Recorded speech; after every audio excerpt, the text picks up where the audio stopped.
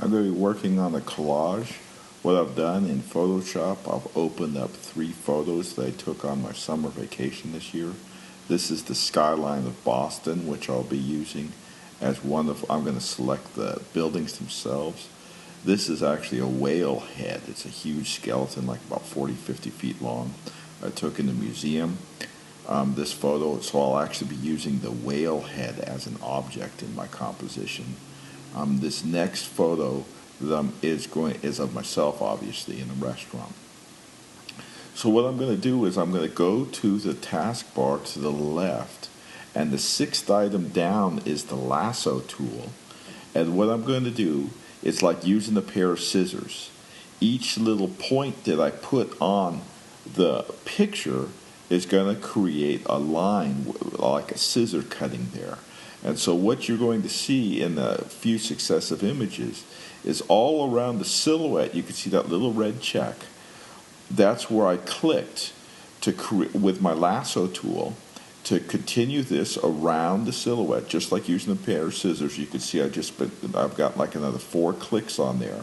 I'm going to continue around all the way around the image until I've completely cut out the silhouette. You see I've added some more on. It's a little tedious, but what happens is you get a really nice cutout of individual objects within the photograph.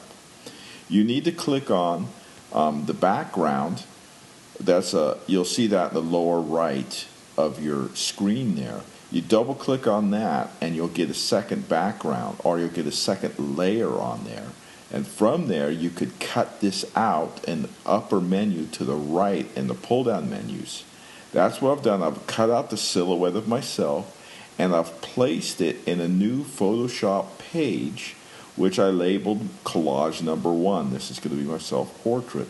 And I've dragged the cutout into the composition I created in Photoshop, the 8.5 by 11 inch composition. You'll see the page come up and it'll ask you the attributes. I asked for a white background because I'm going to use my imagery against that.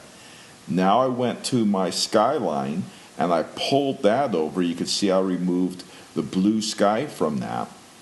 I don't like the initial placement in this because there's the horizontal line, and the horizontal line doesn't really work in my composition because the horizontal line on the figure is along the bottom, and then I have a very organic silhouette across the top of it. So I'm going to flip that upside down by going into Image in the upper taskbar and seeing the pull down menu.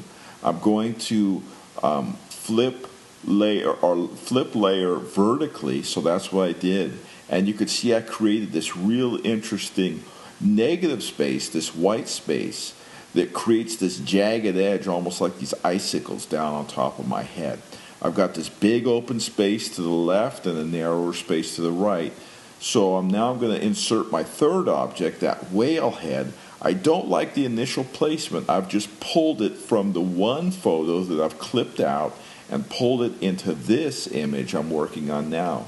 What I'm going to do is I'm going to rotate this more over to the left, and I'm probably going to start to rotate it from left to right. What I'm talking about is the whale head, to get it to interact in that space more to the left, and actually able to get it to start to interact more with my face as opposed to sneaking up on me. Now the angle works really good in that it's carrying the angle from the silhouette of the sky, the buildings there, but the placement again is a little bit wrong. It's also a little bit too large.